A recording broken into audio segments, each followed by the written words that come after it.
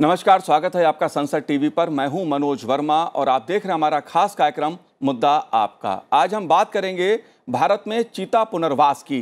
कारण प्रधानमंत्री नरेंद्र मोदी ने नामीबिया से लाए गए चीतों को मध्य प्रदेश के कूनो राष्ट्रीय उद्यान में छोड़ दिया। भारत से करीब 70 साल पहले वन्य जीव की ये प्रजाति विलुप्त हो गई थी। क्या कारण थे इसको हम समझने की कोशिश करेंगे इस कार्यक्रम में। लेकिन ये मुद्दा खासा महत्वपूर्ण है, इसलिए भी महत्वपूर्ण है क्योंकि केवल सवाल चीते का नहीं है, बल्कि कई ऐसे जीव जंतु हैं जिन पे आज खतरा मंडरा रहा है। इसलिए ये मुद्दा बेहद महत्वपूर्ण है। हम समझने की कोशिश करेंगे इसके विभिन्न पहलुओं को। हमारे साथ इस समय जीव विज्ञानी और लेखक नेहा सिन्हा जी हैं, जो संरक्षक भी का भूमिका निभाती हैं। उनसे हम समझने की कोशिश करेंगे। नेहा जी, आपका बहुत बहुत स्वागत है संसद टीवी पर। साथ ही हमारे साथ जुड़े हुए हैं तमिलनाडु से प्रधान मुख्य वन संरक्षक जैव विविधता संरक्षण से डॉक्टर शेखर कुमार नीरज जी। शेखर जी, आपका भी स्वागत है। और हम बात करेंगे लखनऊ विश्वविद्यालय जूलॉजी विभाग की प्रोफेसर डॉक्टर अमिता कन्नौजिया जी से। अमिता जी, आपका भी बहुत बहुत स्वागत है। लेकिन शुरुआत शेखर जी मैं आपसे करूंगा। आज का दिन कितना महत्वपूर्ण है जब मुद्दा चीतों से जुड़ा है, चीतों के पुनर्वास का है। 70 साल बाद चीता भारत की धरती पर फिर से मौजूद है और प्रधानमंत्री नरेंद्र मोदी का आज का जो संदेश है वो कितना महत्वपूर्ण है? बहुत ज्यादा मुख्य मान है जी। बहुत दिन पहले हो जाना चाहिए था ये, लेकिन फिर भी अच्छा है कि कम से कम आज हो रहा है। मैं इसको दूसरे नजरिए से देख रहा हूँ। जी। मैं इसको इस तरीके से देख रहा हूँ जैसे जो आपने अभी शुरुआत में बोला। ये चीता इंट्रोडक्शन एक सिंबल है यहाँ पे। वो सिंबल क्या है? वो ये बताता है कि हम कितने प्रिपेयर्ड हैं अपने वाइल्ड लाइफ संरक्षण करने के लिए फ्यूचर में, जो कि बहुत चैलेंजिंग होने वाला है। हमारा जो मैनेजमेंट है वाइल्ड लाइफ का, वो कितना सक्षम रहेगा, कितना सक्षमता हमारे पास और बढ़ेगी, ये एक्सपेरिमेंट हमको बताएगा। हमारा जो विज्ञान है वाइल्ड लाइफ का, वो कितना कुछ हमें करने का एक शक्ति देगा, कैपेसिटी देगा, वो हमको ये एक्सपेरिमेंट बताएगा। और सबसे इंपॉर्टेंट उसमें ये भी रहेगा कि संरक्षण के क्षेत्र में जब हमने ये लूज किया तो only large predator to be lost. हमारे पास 7 अगर उसको लिंक्स को भी, यूरेशियन लिंक्स को भी आप इंक्लूड कर लें तो 7 एशियन बिग कैट्स थे, and then unfortunately we lost it. और उसको हम वापस अगर ले आए तो then again we fulfil our own historical जो हमारा गैप था कि हमारे पास 7 थे, हमारे पास वापस 7 हो जाएंगे, इंक्लूडिंग द यूरेशियन लिंक्स। वो थोड़े छोटे साइज का है, but I am still including medium size का। इन सब को अगर आप नजरिया ध्यान रखते रहे तो हमको लगता है कि ये दिन काफी ज्यादा मुख्यमान है। और जो चैलेंज आने वाले हैं फ्यूचर में, जिसकी तैयारी में हमको ये वाला एक्सपेरिमेंट खास के साथ देगा, वो ये कि क्लाइमेट चेंज या हैबिटाट लॉस। और जो स्पेसिफिक हैबिटाट है चीता का, जो कि ग्रासलैंड्स है, जो कि वैसे ही काफी ज्यादा अफेक्टेड इकोसिस्टम है कंट्री में, जिसकी समझदारी भी कम है, अंडरस्टैंडिंग कम है उसके ऊपर, और जो बहुत जल्दी बहुत सेंसिटिव टाइप का हैबिटाट है। तो क्लाइमेटिक चेंज होता है तो सबसे ज्यादा अगर स्पीशीज कोई इकोसिस्टम अगर अफेक्ट होता है तो that is wetland and grassland, wetland grasslands, temperate type जो ग्रासलैंड्स होते हैं या जो वेट ग्रासलैंड्स होते हैं। और ये स्पीशीज है specific and obligated to grasslands. So अगर चीता के माध्यम से हम ग्रासलैंड बचाते हैं तो ये इकोसिस्टम को बचा पाएंगे, तो ये हमारे मैनेजमेंट में काफी सारे ज्यादा स्ट्रेंथ लाएगा, साइंस में जो लाएगा। उस हिसाब से, उस लहजा से देखा जाए तो ये 3-4 मुख्यमान कारणों की वजह से मुझे लगता है कि आज का दिन बहुत ज्यादा महत्वपूर्ण है। बहुत पहले होना चाहिए था, लेकिन अभी भी हो गया तो काफी। ये अब चैलेंज जो आगे है वो है कैसे हैंडल करे, वो देखना है। जी, इसको भी मैं समझने की आपसे कोशिश करूंगा। बिल्कुल, जो भविष्य की चुनौतियां हैं उसको भी मैं आपसे समझने की कोशिश करूंगा। लेकिन डॉक्टर अमिता जी, मैं आपसे ये जानना चाहता हूं, 70 साल पहले अगर इस देश से, हमारे देश की धरती से चीता विलुप्त हुआ तो क्यों हुआ? इसके पीछे क्या मानवीय कारण थे, क्या प्राकृतिक कारण थे, या दोनों कारण थे? मेनली जो चीता हमारे यहाँ 70 इयर्स बैक था जी। और ऐसा नहीं, इसका डिस्ट्रीब्यूशन आप ये देखिए, अगर हम हिंदुस्तान को देखें तो नॉर्दर्न इंडिया, अगर आप ये कहें कश्मीर, पंजाब, हरियाणा में चीता नहीं था। चीता था तो सेंट्रल इंडिया में और लोअर आपका सदर्न इंडिया में था। वहां की हैबिटेट जो ग्रासलैंड्स है, दे आर द रीजन कि वो वहां था।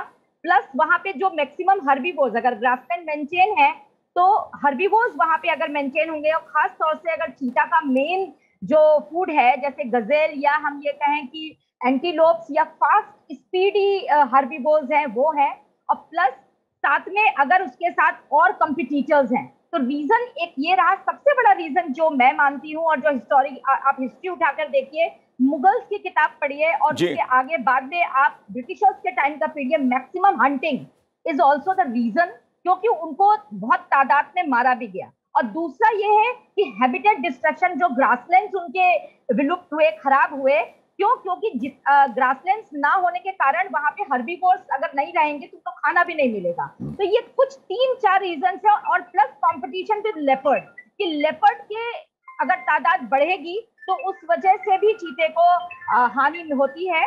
तो इन सब चीजों की वजह से चीता विलुप्त हुआ हमारे बीच से। जी बिल्कुल।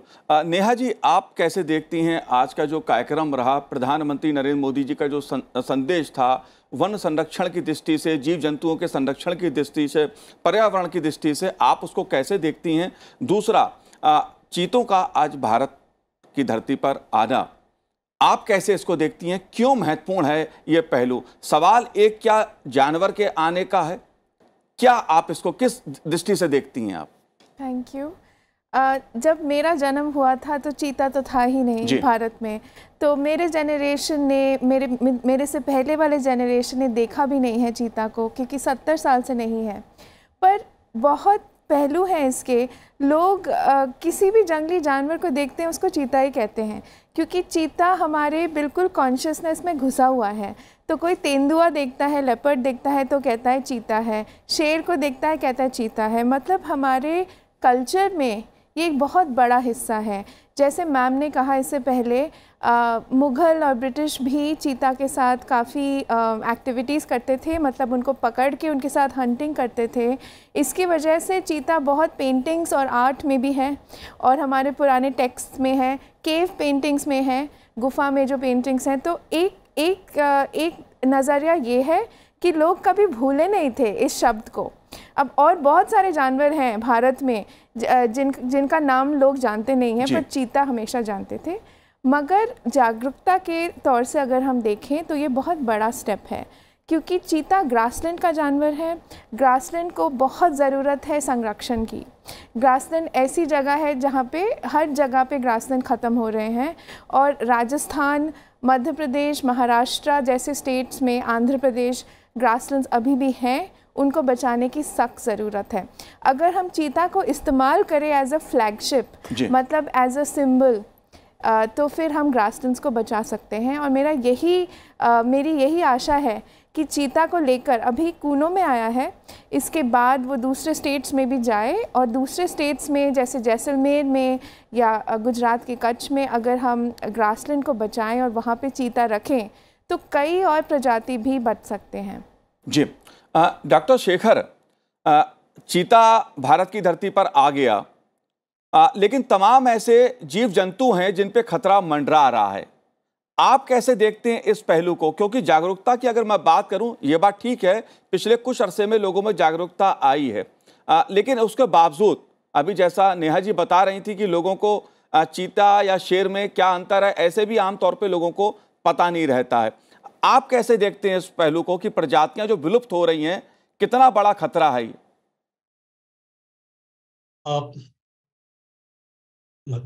मैटर कॉमन नॉलेज का ही है कि जी सब जो कारण, खास कारण है प्रजातियां के लूज करने का, या उनके इंडिविजुअल्स का लूज करने का, इवन टाइगर को भी उसमें इंक्लूड कर लें, तो वो है पोचिंग और इलीगल ट्रेड उसका होता है। जी, पैंगोलिन्स हैं, तमाम स्पीशीज हैं, प्लांट्स हैं, ट्रीज हैं, वेट सैंडल्स हैं। चीता खुद ही काफी थ्रेटेंड स्पीशीज है। आपको जैसे केन्या में, सोमालिया वगैरह में काफी लार्ज स्केल इसकी पोचिंग होती है, और इसकी स्मगलिंग होती है, इसके स्किन के लिए होती है, even pets as pet species होता है। इवन इंडिया में भी लेपर्ड को एज पेट स्पीशीज स्मगल करते हैं, पोच करते हैं, स्मगल करते हैं। तो हम क्या सीखेंगे इससे? एक तो जैसे बताया कि संरक्षण के विज्ञान, मैनेजमेंट के विज्ञान हम सीखेंगे इस एक्सपेरिमेंट से, जो कि हमारे को काफी ज्यादा और परिपक्व लाएगा। हमारे कैपेसिटी को काफ़ी ज़्यादा, अगर ये सक्सेसफुल हो गया तो हम शायद दूसरे लेवल पे आ जाएंगे मैनेजमेंट पे। तो मैनेजमेंट के में एक चीज़ और जो सीखेंगे, प्रोटेक्शन, और प्रोटेक्शन सीखेंगे दोनों एंगल से। दैट इज, जैसे हमको ये नहीं पता है 70 साल पहले क्यों लूज किया, उस टाइम पे इतना ज़्यादा साइंस भी, वाइल्ड लाइफ साइंस भी इतना ज़्यादा मेच्योर नहीं था जी। तो बहुत कुछ कंजेक्चर भी है, बहुत कुछ लिटिल जो भी लिटरेचर थे हमारे पास थे, उसके हिसाब से भी कहते हैं कि बहुत ज़्यादा हंटिंग एंड बहुत ज़्यादा, बट बायोलॉजिकल रीजन डोमिनेंट था कि हंटिंग डोमिनेंट था, या फिर इसका जो बिकॉज ये खुद ही आउट कम्पीटेड हो गया बाई, ये सब बहुत ज़्यादा क्लियर नहीं है इसमें, ये भी हमको मालूम पड़ेगा। तो ये हमको एक सिखाएगा, ये मेरे ख्याल से बहुत बड़ा एजुकेशनल स्टेप है ये, apart from learning the management, better management, learning the science of management, the science of wildlife, protecting the grassland based जितने सारे species हैं, and strength in protection, क्योंकि ultimately हम इसको protect करने जा रहे हैं। हमको पता है threatened species जो इंडिया ऐसे भी काफी vulnerable रहता है, इंडिया का जो geographical setting ऐसा है, geographical setting जो इसका भौतिक setting ऐसा है कि ऐसे ही काफी threatened रहते हैं border, along the border, even central part में भी। तो ये हमको हमारे क्योंकि जब हम इसको इतने सारे एम्फेसिस, इतना ज़्यादा मेरे नेशनल ये एक प्रोजेक्ट है, तो ऑब्वियसली हम जा रहे हैं इसको प्रोटेक्ट करने के लिए, तो हमें जो कैपेसिटी बिल्डिंग होगी प्रोटेक्शन के लिए इस स्पीशीज को, अपार्ट फ्रॉम इसके हैबिटाट को, I think that is going to be the biggest gain out of this experiment. So ये प्रोटेक्शन जब हम इसको करेंगे, तो जैसे टाइगर प्रोटेक्ट करते हैं तो बहुत सारे स्पीशीज प्रोटेक्ट करते हैं एज ए अम्ब्रेला स्पीशीज। अब मुझे लगता है कि जैसे निहाज ने बताया कि ये एक फ्लैगशिप स्पीशीज है, स्पेशली ग्रासलैंड फ्लैगशिप स्पीशीज है, तो जब इसको हम प्रोटेक्शन के लिए इसको सीखेंगे, इसके साइंस को सीखेंगे और इसके मैकेनिज्म को सीखेंगे, तो probably that is also going to be quite encompassing, और बाकी स्पीशीज के लिए भी बहुत ज्यादा और संरक्षण के लिए फायदेमंद होने वाला है। जी डॉक्टर अमिता जी, क्यों चुना गया मध्य प्रदेश को ही, को ही क्यों चुना गया जो नामीबिया से चीते लाए गए उसके लिए? क्या वातावरण भी इसके पीछे एक कारण रहता है? जी बहुत जरूरी है, क्योंकि आप देखिए अफ्रीका से लाया जा रहा है, इक्वेटोरियल कंट्री है और हम ट्रॉपिक ऑफ कैंसर है, टेम्परेचर हमारा ऑलमोस्ट उनसे मिलता जुलता है, क्लाइमेट बहुत इंपॉर्टेंट फैक्टर है। दूसरा, आपको मालूम है कि हमने अभी कहा रिपोर्टिंग, क्या हिस्ट्री में नहीं देखेंगे कि पहले चीता था कहाँ? तो चीता एमपी में था, और लास्ट चीते की रिपोर्टिंग जो हुई है 1947 में, वहीं से विलुप्त हुआ है। उसके बाद 1952 में वो बात अलग है कि एडमिनिस्ट्रेटिवली गवर्नमेंट ऑफ इंडिया ने डिक्लेयर किया कि चीता हमारे यहाँ नहीं है, लेकिन जो लास्ट रिपोर्टिंग ऑफ चीता का केस है वो 1947 में एमपी से है। और एमपी सेंट्रल जो एरिया हमारा है, एमपी, महाराष्ट्र, गुजरात, ये मेन, राजस्थान, ये मेन एरिया था। तो हम ये कोशिश करते हैं कि उसका क्लाइमेट देखें, कहाँ उसकी हैबिटेट है, ग्रासलैंड वहाँ मेंटेन्ड है। तो एट प्रेजेंट जहाँ लाया जा रहा है वहाँ ग्रासलैंड उस लेवल का है कि नहीं है, या वहाँ पे हर्बीवोर्स हैं कि नहीं है, बहुत सी चीजें हैं जिन पे फैक्टर्स का हम देखते हुए उसका हमने चयन किया है। तो ये बहुत अच्छी चीज है कि एमपी में आ रहा है, और एमपी उसका पहले भी घर रहा है, तो हमें लगता है अपने घर में वापस आ रहा है। जी, आप कैसे देखती हैं जो चीतों के पुनर्वास के लिए सरकार ने कदम उठाया है, और जिस तरह का एक इसको लेकर संघर्ष की यात्रा कहूँ, क्योंकि यह मामला सुप्रीम कोर्ट भी गया, कई बार इस पर कोशिश की गई कि पहले चीतों को बाहर से लाया जाए और भारत में बसाया जाए, पुनर्वास किया जाए उनका, आप कैसे देखती हैं इस पहलू को? जी, 2013 में सुप्रीम कोर्ट ने एक लायन पे जजमेंट किया था, और तब उन्होंने कहा था कि चीता नहीं ला सकते अफ्रीका से, क्योंकि वो अफ्रीका का चीता है, इंडिया का नहीं। मगर बाद में फिर से एक और ऑर्डर हुआ सुप्रीम कोर्ट का, और उन्होंने हमें परमिशन दे दिया लाने के लिए। अब देखिए, मध्य प्रदेश एक बहुत इम्पॉर्टेंट स्टेट है कंजर्वेशन या संरक्षण के लिए। मध्य प्रदेश का मैनेजमेंट का एक्सपीरियंस बहुत अच्छा है। टाइगर रिजर्व्स बहुत सारे हैं मध्य प्रदेश में, देश के सबसे जाने माने टाइगर रिजर्व जैसे कि कान्हा, बांधवगढ़ मध्य प्रदेश में हैं। और आज आपने शायद देखा होगा अखबारों में ऐड आया है मध्य प्रदेश का, उसमें उन्होंने बात किया है भेड़िया, तेंदुआ वगैरह की, जो ऐसे जानवर हैं जो सब जानते नहीं हैं। और इसलिए उन्होंने कहा है, सीएम साहब ने कहा है, क्योंकि वो बचा रहे हैं सब जानवरों को। तो एक्सपीरियंस की बात करें तो मध्य प्रदेश बहुत अच्छा स्टेट है, कंजर्वेशन का ट्रैक रिकॉर्ड अच्छा है। अलग अलग कॉन्फ्लिक्ट जो होता है आदमी और जानवर के बीच, उसको भी वो मैनेज करते हैं। तो वैसे तो कूनो लायंस के लिए था, मगर लायंस अभी नहीं आ रहे हैं। मैं यही चाहूँगी कि कूनो से बढ़कर और भी जगहों में चीता का पुनर्वास हो, क्योंकि तब जाके ही इसके नंबर संख्या भी तभी बढ़ पाएंगे। अभी 8 आए हैं, अब फिर से शायद 15 आएंगे। पूरा जो प्लान है 50 चीतास का है, मगर 50 चीता कूनो में फिट नहीं आ सकते हैं। कूनो काफ़ी छोटा है, 750 लगभग स्क्वायर किलोमीटर का है, और चीता काफ़ी तेज़ दौड़ते हैं। और जो मेल चीता है, नर जो है, उसको काफ़ी जगह चाहिए रहने के लिए। जैसे कि एक टाइगर को भी देख लें या तेंदुए को भी देख लें, वो भी बिग कैट्स हैं, उनको भी काफ़ी जगह चाहिए। और बहुत सारे लेपर्ड्स हैं कूनों में, ऑलरेडी काफ़ी लेपर्ड्स हैं, तो जगह ज़्यादा चाहिए होगी। तो मध्य प्रदेश में और साइट्स हो या राजस्थान या गुजरात में हो, मेरी आशा है कि और साइट्स में इसको लेकर जाएं, तभी इसका भविष्य और बेहतर हो सकता है। जी, और क्या खूबी चीते की रहती है? अगर हम बात करें इसकी, तो और क्या खूबियाँ एक चीते की रहती हैं? सबसे बड़ी बात यह है कि जो मुठभेड़ होता है लोगों और जानवरों के बीच, कोई रिकॉर्ड नहीं है चीता और आदमी के बीच में मुठभेड़ का।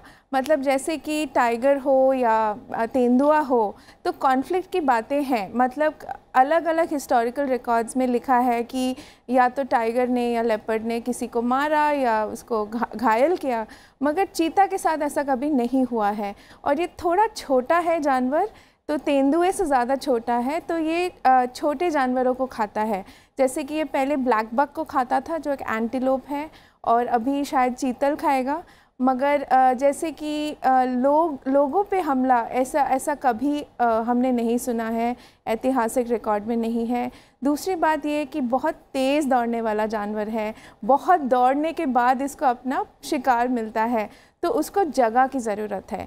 दौड़ेगा, फिर जानवर को पकड़ेगा, फिर वो हाँफेगा। और तीसरी बात ये है कि दूसरे जो बड़े जानवर हैं चीता का खाना छीन लेते हैं। और अफ्रीका में भी हमने देखा है कि जैसे कि लायन हो या फिर दूसरे लेपर्ड्स या जैकल्स हो, वो ले लेते हैं। तो थोड़ा सा हमें मॉनिटर करना पड़ेगा कि कैसे दूसरे जो वहाँ पे जो प्रेडेटर्स हैं, जैसे कि लेपर्ड है या जैकल है, उनके साथ कैसा इसका नाता रहेगा। बिल्कुल। डॉक्टर अमिता जी, मैं आपसे एक चीज़ समझना चाहूँगा कि अगर चीतों का शिकार किया गया या उनको नुकसान पहुँचाया गया, तो इसके पीछे कोई खास वजह रही क्या?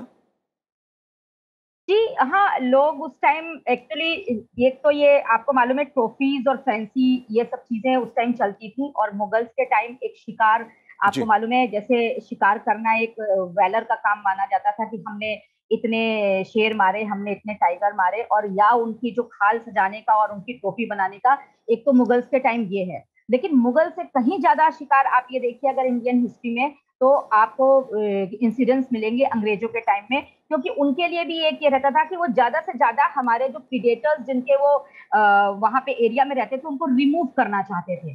तो उन प्रीडेटर को रिमूव के लिए मैक्सिमम अगर आप देखेंगे हंटिंग का केसेस अंग्रेजों के टाइम मिला है। तो रीजन उनका यही है कि शिकार करने का एक गेम होता था, या शिकार करके उनकी खाल या उनके ट्रॉफी बनाना। तो ये मेन रीजंस हैं जिसकी वजह से, बाकी जो वाइल्ड लाइफ ट्रेड है वो तो बात की बात है, लेकिन शुरू में ये एक गेम का फॉर्म था, तो इसलिए इनका रिमूवल हुआ। और दूसरा, बाद में कुछ फैक्टर्स नेचुरल का भी होता है, जैसे कि अगर हम कह रहे हैं उनका हमारे लिए मेन इंपॉर्टेंट है, कोई भी एनिमल है उसको वहां पे हैबिटेट चाहिए और उसको वहां पे फूड चाहिए। तो अगर उसकी हैबिटेट डिस्ट्रक्शन हो रही है तो वो भी एक रीजन हो जाता है। कुछ और चीजें हैं, जैसे कंपटीशन विद अदर प्रीडेटर्स हो रहा है, तो वो भी रीजन हो जाता है। लेकिन ये एक सीक्वेंस में, जैसे अभी सर ने कहा कि अभी हम नहीं कह सकते कि बायोलॉजिकल रीजन ज्यादा था या अदर फैक्टर्स थे, लेकिन ये है कि इन रिकॉर्ड्स की वजह से ही चीता गया है, और मेन तो ट्रेड ही है, मेन तो हंटिंग ही है। जी बिल्कुल। डॉक्टर शेखर, अगर मैं बात पुनर्वास की करूं, तो ऐसे जैसे टाइगर्स के लिए पुनर्वास किया गया, हाथियों की संख्या एक समय कम हो रही थी, हाथियों की संख्या देश में बढ़ी, ऐसी एक सींग वाले गेंडे जो आसाम में हुआ करते थे, एक समय उनका भी संकट सामने खड़ा हुआ था। डॉक्टर शेखर, आप कैसे देखते हैं जो पुनर्वास के कार्यक्रम चलाए गए जीव जंतुओं के लिए, ऐसे आप कैसे उसे देखते हैं? कितनी सफलता हमें मिली?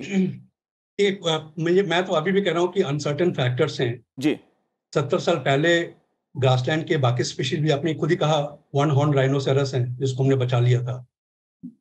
और इसने मुझे उसके अलावा लायन भी एक ही जगह पे है। लायन भी पहले मध्य प्रदेश में था, वो वहां से लॉस्ट हुआ और गुजरात में रहा। उस तरीके से स्पीशीज हम जो बहुत ऑब्लिगेटेड स्पीशीज है, जो बहुत स्पेसिफिक हैबिटेट होता है, उनके स्पीशीज के लुप्त होने का खतरा ज्यादा होता है। बहुत क्लियर रीजन है कि वो कंपटीशन स्पीशीज और एंड देन हैबिटेट लॉस। तो जैसे बाकियों ने भी कहा कि इसके जो स्पेसिफिक हैबिटेट है वो ग्रासलैंड है, और शायद हम ग्रासलैंड सबसे ज्यादा लूज किए हैं अपार्ट फ्रॉम वेटलैंड्स देश में, because of competition between development and conservation. तो जब ग्रासलैंड लूज करते हैं स्पेसिफिकली, तो हम स्पीशीज को डायरेक्टली अफेक्ट करते हैं, और उन हालातों में अगर हम इसको फर्दर हंट भी करते हैं तो ऑब्वियसली हम बहुत ज्यादा कॉन्स्टेंट कर रहे हैं इसके लाइफ के इसके सर्वाइवल कैपेसिटी को। सो ये सारे फैक्टर्स मुझे लगता है कि वहाँ पे सारा कुछ कंट्रीब्यूट किया वहाँ पे। अब चूंकि 70 साल से तो नहीं है और स्थितियां भी बदल गई हैं, हैबिटेट और फर्दर लॉस्ट हो गए हैं, ये नहीं कुछ इंप्रूवमेंट हुआ है हैबिटेट में, ऐसा तो नहीं है। सो इन हालातों में जब हम ला रहे हैं वापस, तो हमको ये बड़ा जानना पड़ेगा बहुत ज्यादा स्पेसिफिकली कि क्या खास रीजन से हमने लूज किया था, और क्या उन कारणों को हम अभी कंट्रोल कर पाएंगे, कर पाने में सक्षम होंगे या नहीं। क्योंकि अगर सक्षम नहीं होंगे, पहले तो हम कारण नहीं जानेंगे प्रॉपर्ली तो मुश्किल होगा। अगर हमें सक्षमता नहीं होगी उन कारणों को कंट्रोल करने का, तो बहुत मुश्किल होगा, फिर से वापस बैक टू स्क्वायर वन होने का चांसेस है। और प्लस थर्ड थिंग ऑल्सो है कि थोड़ा शायद जेनेटिक डिफरेंसेस भी हैं, जो अब ये तो प्योर इंडियन स्पीशीज नहीं है, ये तो स्लाइट डिफरेंस है जेनेटिकली। सो इसका भी थोड़ा सा समझ हमको ज्यादा बढ़ाना पड़ेगा कि इसकी जेनेटिक मेकअप कैसी है, जो कर सकते हैं DNA analysis and whole genome sequencing इसकी करके।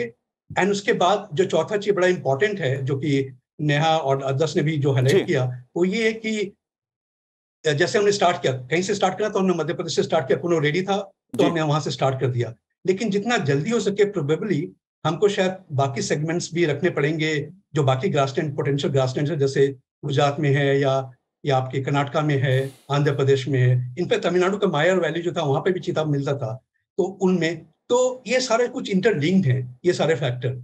ये फैक्टर इतनी इंटरलिंक्ड है कि हम अगर सब चीज पे बैलेंस वे में अगर अप्रोच ना करें, तो हमारी प्रोबेबिलिटी ऑफ इसके सर्वाइवल ज्यादा नहीं रहेगा, और शायद फिर आने वाले सालों में बहुत ज्यादा चैलेंजिंग हो जाएगा। प्लस अभी और देखिए एक फैक्टर और ऐड हो गया है, दैट इज क्लाइमेटिक फैक्टर। तो इकोलॉजिकल फैक्टर्स तो हमने डिस्कस किया, क्लाइमेटिक फैक्टर उसका जो स्पीशीज पे इम्पैक्ट हो रहा है, उससे क्या कंपटीशन में चेंज होगा आपस में, और हैबिटेट टाइप्स में हैबिटेट के इकोलॉजिकल जिसको कहते हैं चेंजेस, वो कैसे होगा, उसका समझ भी साथ साथ बड़ा ज्यादा हमको चाहिए होगा। तो मुझे लगता है कि इसको बहुत ही ज्यादा वैज्ञानिक तरीके से देखना पड़ेगा, और उस तरीके से हमको इंटीग्रेटेड अप्रोच के साथ हमको शायद इसको एड्रेस करना पड़ेगा। तो शायद हमारी कैपेसिटी इसको बचाने की रहेगी और इसके प्रोपेगेट करने की रहेगी। नहीं तो शायद फिर मेरे ख्याल से एक्सपेरिमेंट के ज्यादा सक्सेस होने का चांस, लाइक्लीहुड कम होता जाएगा जी। और हम लास्ट मेरे तरफ से फाइनल चीज इस कॉन्टेक्स्ट में कि अफ्रीका में तो अभी है, वहां क्या चैलेंजेस फेस कर रहे हैं, उससे हमारी लर्निंग बहुत ही इंपॉर्टेंट है। नामीबिया से हम ला रहे हैं, अच्छा कंफ्लिक्ट वहां पे काफी ज्यादा है। मैं तो आई बीन फॉर्चुनेट, मैंने देखा चीता जाकर के वहां पे अफ्रीका में, और उनके हैबिटेट देखा है, वहां तो सिम्पैट्रिक हैबिटेट है। उसी हैबिटेट में आप जानते हैं बिग 5 में बहुत सारे स्पीशीज और भी जाते हैं, लेपर्ड भी है वहां पे, लायन भी है। सो वहां पे सिम्पैट्रिक हैबिटेट में भी ये सर्वाइव कर रहा है। लेकिन सर्टेन कंट्रीज से केन्या देखेंगे आप, मोजाम्बिक देखेंगे, वहां तो बहुत ज्यादा चैलेंजिंग हो गया इसको बचाना। तो इसलिए मुझे लगता है कि ये 4-5 फैक्टर्स को इंटीग्रेट करके ऐसे मैनेजमेंट हम करें इस पे, और उसको फिर प्रोपेगेट करें, तो I think that will be really going to be a landmark in success of wildlife management. और साथ में हमारी जो बताया मैंने आपकी कि सबसे बड़ा फायदा मुझे जो दिख रहा है कि हमारी सक्षमता वाइल्ड लाइफ मैनेज करने की इन हालातों में, जब सिचुएशन बदल गए हैं, काफी सारे कॉन्स्टेंट्स आ गए हैं, क्लाइमेट बदलने का इतना ज्यादा पोटेंशियली इतना खतरा हो चुका है, उन हालातों में और इन खास स्पेसिफिक हैबिटेट्स को बचाने का एक प्रयास हमारा जारी है। इन हालातों में जो हमारी सक्षमता आएगी वो ट्रेमेंडस होगी। जी बिल्कुल, और उन्हीं कोशिशों का नतीजा है कि भारत में आज टाइगर्स की संख्या बढ़ी है, हाथियों की संख्या बढ़ी है, और जो एक सींग वाला गेंडा कभी आसाम में अपने अस्तित्व के लिए संकट में था, आज उसकी संख्या भी बढ़ी है। भारत ने जीव जंतुओं के संरक्षण की दिशा में खासा महत्वपूर्ण काम किया है और उसके अच्छे परिणाम भी सामने आए हैं। नेहा जी, लेकिन अब आगे कैसे?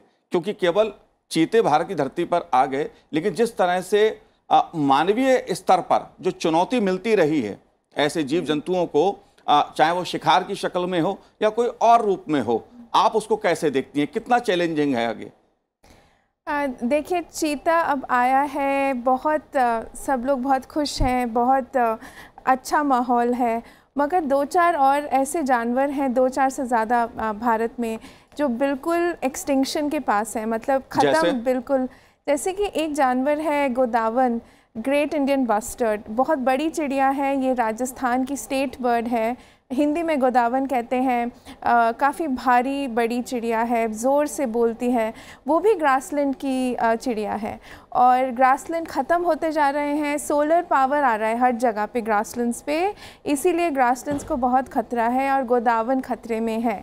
एक और जानवर है, वो भी बिल्ली है, उसका नाम है शैगोश या इंग्लिश में कहते हैं कैरकल, वो भी बहुत जल्दी ख़त्म हो रहा है हर जगह से। तो ऐसे जानवरों पे भी हम थोड़ा अगर फोकस करें और इनकी क्या ज़रूरत है, इनको हैबिटेट चाहिए, मॉनिटरिंग चाहिए, पोचिंग से मुक्ति चाहिए, तो मैं चाहूँगी कि चीता के थ्रू चीता को हम फ्लैगशिप के रूप से देखें और दूसरे जो ग्रासलैंड के जो प्रजाति हैं उनको भी हम बचाएं। बिल्कुल जाहिर सी बात है, और इसलिए प्रधानमंत्री नरेंद्र मोदी जी ने अपने संबोधन में कहा भी कि आज़ादी के अमृतकाल में देश नई ऊर्जा के साथ चीतों के पुनर्वास में जुट गया है। अमृत में वो ताकत होती है जो मृत को भी पुनर्जीवित कर सकता है। जाहिर तौर पर आज का दिन एक बहुत महत्वपूर्ण दिन है चीतों के लिहाज से, जीव जंतुओं के संरक्षण के लिहाज से। आप तीनों ने इस कार्यक्रम में भाग लिया, आपका बहुत बहुत शुक्रिया संसद टीवी से बात करने के लिए। तो आज हमारे इस कार्यक्रम में इतना ही, मुझे दीजिए आज्ञा, नमस्कार।